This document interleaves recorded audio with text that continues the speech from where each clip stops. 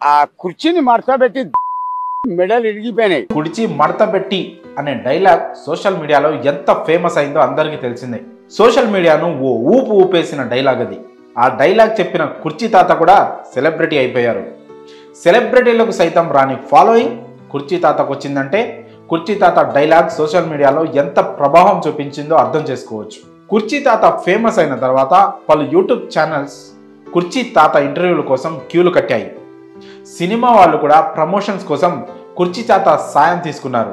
అయితే గత కొంతకాలం నుంచి కుర్చీ తాత ప్రభావం తగ్గిపోతూ వస్తుంది. ఈ క్రమంలో కొన్ని రోజులుగా కుర్చీ తాత కనిపించడం లేదంటూ కుటుంబ సభ్యులు కన్నీరు మున్నీరుగా విలిపిస్తున్నారు. దాదాపు 7 రోజుల నుంచి కుర్చీ తాత ఆచూకీ లభించడం లేదని ఓ యూట్యూబ్ ఛానల్ ద్వారా కుర్చీ తాత భార్య కూతురు వెల్లడించారు. ఆచూకీ తెలిసిన వారు తమకు సమాచారం అందించాలని వారు వేడుకుంటున్నారు. అన్ని చోట్ల వెతికామని తెలిపారు. కృష్ణకాంత్ పార్క్ వద్ద ఉండే కుర్చీ తాత కుర్చీ మడతపెట్టి అనే డైలాగ్తో సోషల్ మీడియాలో ట్రెండింగ్ సృష్టించారు.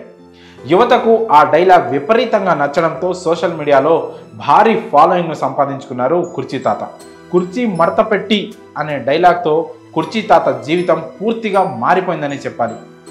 ఇదే అదునుగా భావించిన పలు యూట్యూబ్ ఛానల్స్ కుర్చీ తాత ఇంటర్వ్యూల కోసం ఎగబడ్డాయి.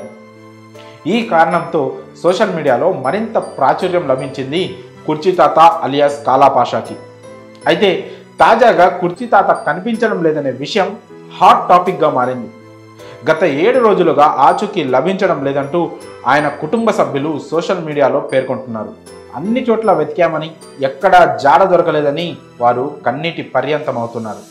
కృష్ణకాంత్ పార్క్ వద్ద ఉండే స్థానికులను కూడా సమాచారం అడిగి తెలుసుకున్నామని, గత 7 రోజుల నుంచి ఆయన ఇక్కడ కనిపించడం లేదంటూ వారు తెలిపారన్నట్టు కుటుంబ సభ్యులు పేర్కొన్నారు.